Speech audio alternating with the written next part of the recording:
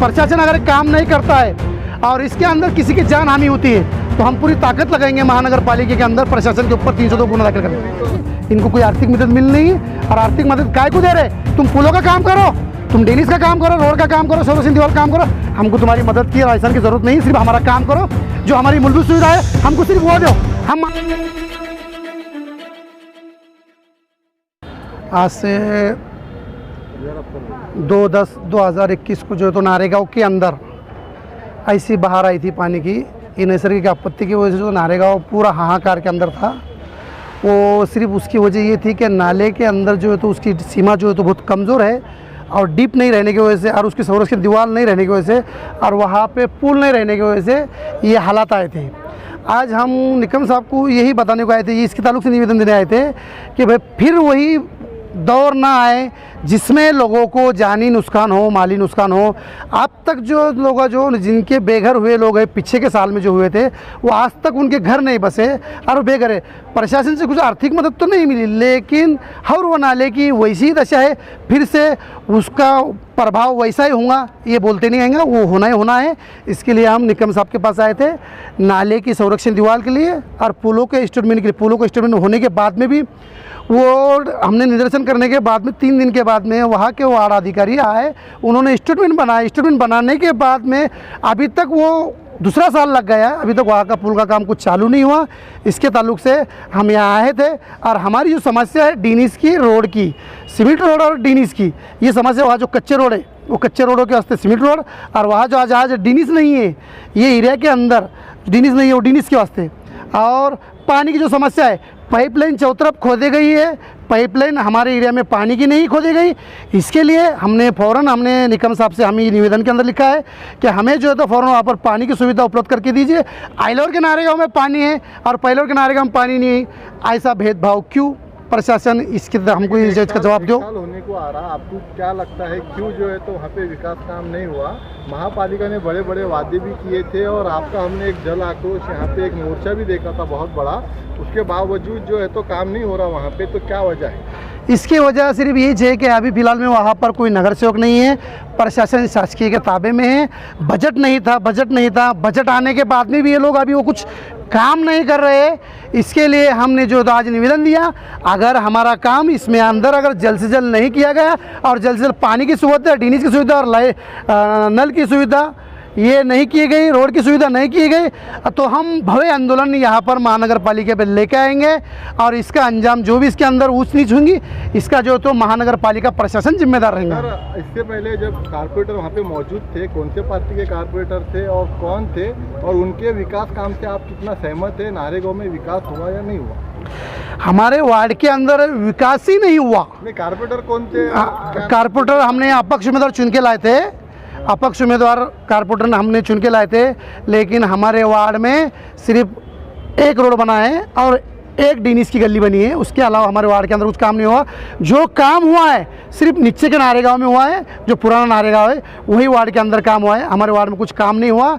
और हम फिर एक बार प्रशासन महानगर पालिका को एक विनंती, कड़कड़ी की विनंती कर रहे हैं कि वार्ड प्रभाग क्रमांक 16 जो नारेगांव के अंदर प्रभाग क्रमांक 16 है, ये 16 प्रभाग के अंदर जो है तो नारेगांव, मानिक नगर, आरती नगर, मिसरवाड़ी, पारलू, मसनतपुर, ये सुल्तानपुर, ये एरिया के अंदर जो डीनिस रोड और पानी और पुलों की जो ज़रूरत है फ़ौरन इमीडिएटली तत्काल इसके अंदर आदेश देकर, हमने अभी देखे आदेश देकर फ़ौरन काम करने के लिए कहा जाए।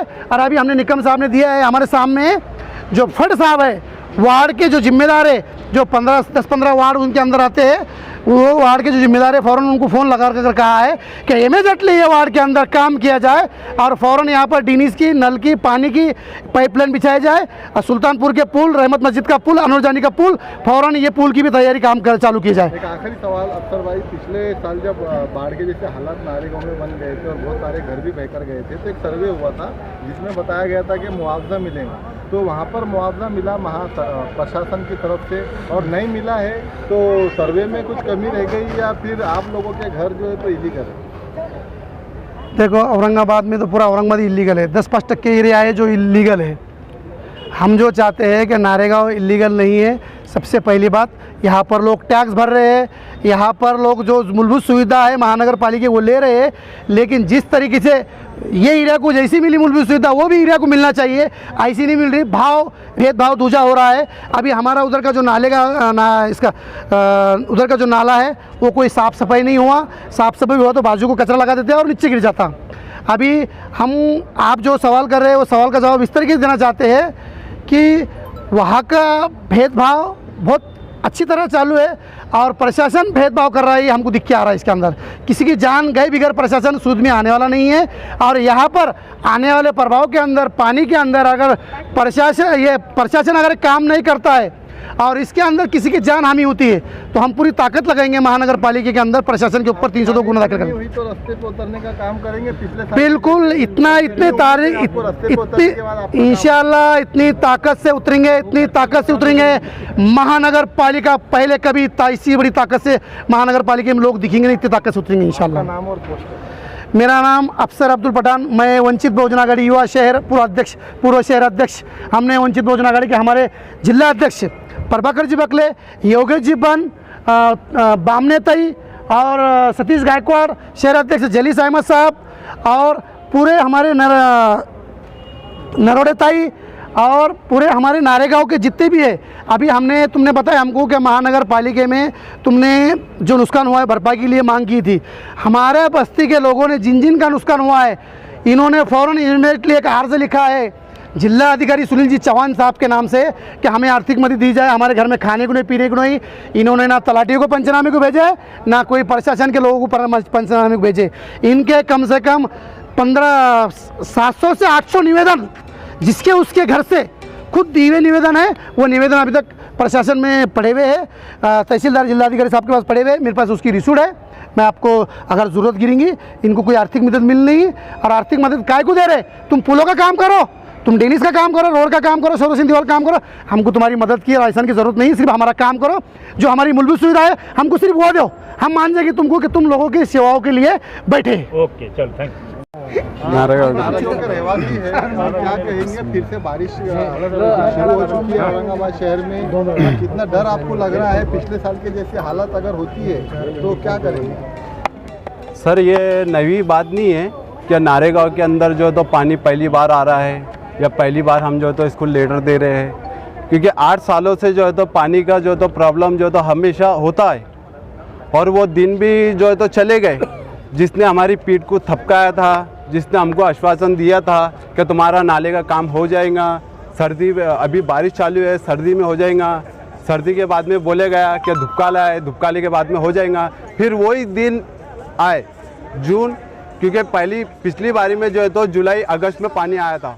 उस टाइम जो तो एक घर में नहीं गया।